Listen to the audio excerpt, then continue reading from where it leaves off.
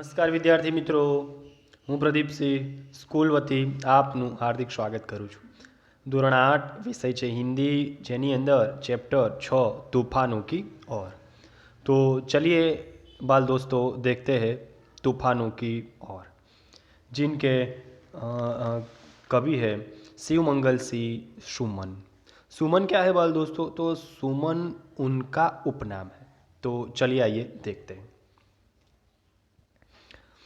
5 अगस्त 1915 को ग्राम जगरपुर जिला उन्नाव उत्तर प्रदेश में बनारस हिंदू विश्वविद्यालय से एमए पीएचडी की.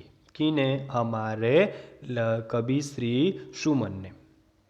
अनेक अध्ययन संस्थाओं, विश्वविद्यालयों तथा हिंदी संस्थान में उच्चतम पदों पर कार्य किया तथा अनेक देशों की यात्रा की.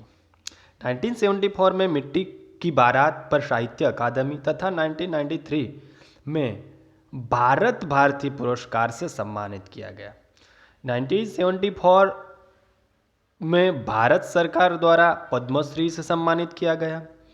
हिल्लोल, जीवन के ज्ञान, युग का मोल, प्रलय, सृजन, विश्व बदलता ही गया, विद्य हिमालय, मिट्टी की बारात, बाणी की व्यथा, कटे अंगूठे की बदन बारे, उद्धव और विकास, प्रकृति पुरुष कालिदास.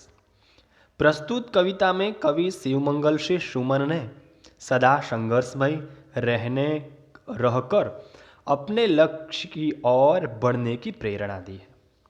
जिस तरह आग में रहकर सोना निखरता है, उसी तरह बाधाएं हमें जीने की नई राह दिखाती है तथा आगे बढ़ने के लिए हमारे इरादों को मजबूत बनाती है.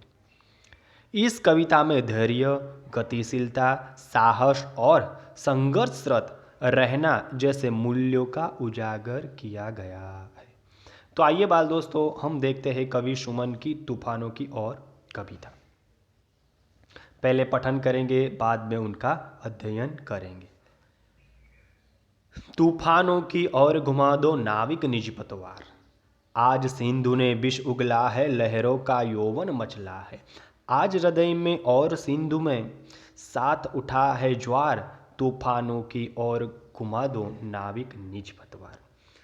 इन पंक्तियों के माध्यम से हमारे कवि सुमन हमें यह बताते हैं कि तूफानों की ओर घुमा दो नाविक यानी कि नाव चलाने वाला, निज यानी कि अपना, पतवार यानी कि जो नाव चलाने की लकड़ी होती है उससे बोलते हैं पतवार. तो कवि कहते हैं कि जो तूफानों की ओर घुमा दो नाविक निज पतवार, अपनी जो नैया है, अपनी जो नाव है, वो तूफानों की ओर घुमा दो. आज सिंधु ने विष उगला है, लहरों का यौवन मचला है.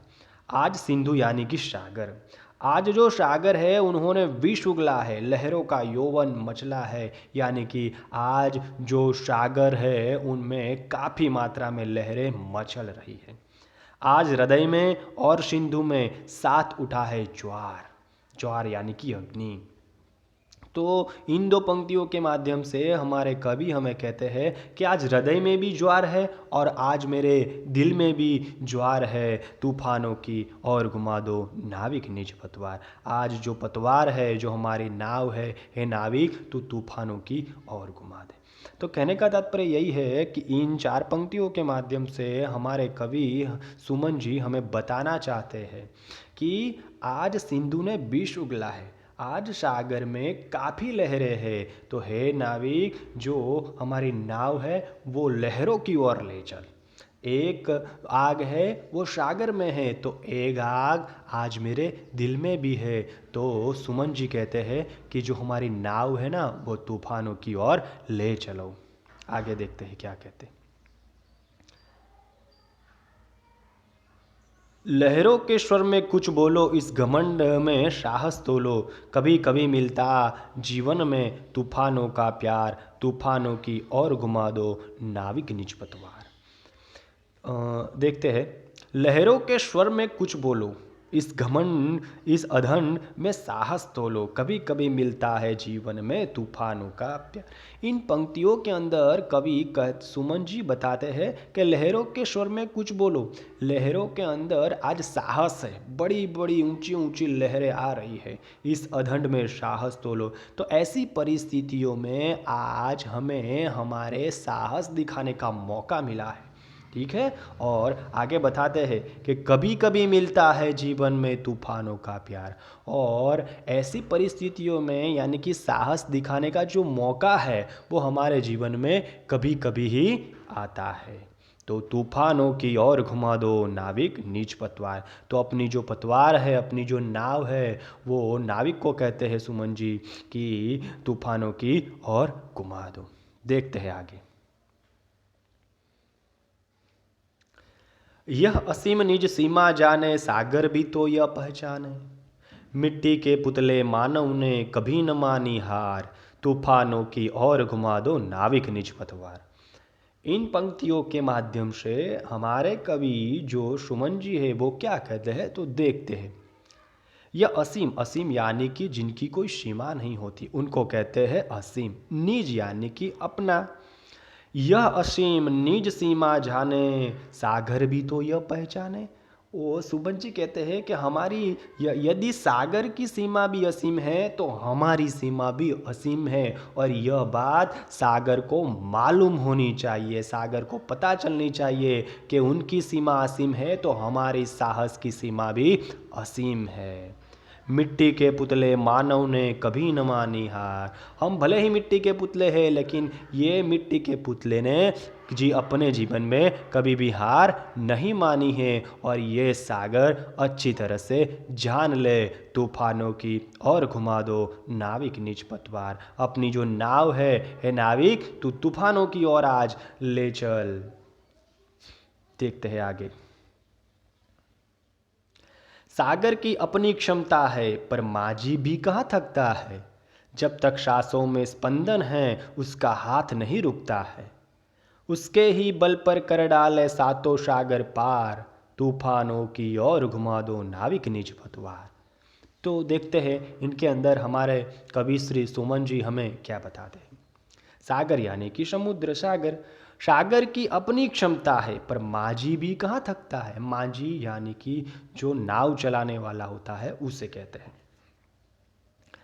सागर की अपनी क्षमता है, पर माझी भी कहाँ थकता है। ये जान ले सागर कि सागर की यदि अपनी कोई क्षमता है तो हमारा जो माझी है वो भी कभी नहीं थकता है। जब तक सांसों में स्पंदन है, उसका हाथ नहीं रुकता है। स्पंदन यानी कि चेतना, जान। उनके सांसों में जब तक जान है, उसका हाथ कभी नहीं रुकता है। उसके ही बल पर कर डाले सातों सागर पार। तो उनके ऐसे साहस ने ही उस हमारे सातों सागर पार किए हैं। हमारा जो माझी है वो कभी नहीं थकता है। तो इनके अंदर हमारे कवि सुमन जी हमें बताते हैं कि सागर की यदि कोई अपनी क्षमता है तो हमारा जो माझी है वो कभी नहीं थकता है। जब तक उनके सांसों में चेतना है, जान है, तब तक उनका हाथ नहीं रुकता है। यही स्पंदन के साथ, यही साहस के साथ हमारे माझी ने सातों सागर पार किए हैं। तूफानों की ओर घुमा दो नाविक निज पतवार। हे नाविक, तो अपनी जो नाव है वो तूफानों की ओर ले चल। आज हमें देखना है कि किस में कितना है दम। तो बाल दोस्तों, यहाँ पर जो हमारे जो काव्य थी तूफानों की ओर हमारे सुमन जी की, वो यहाँ पर समाप्त होती है। धन्यवाद।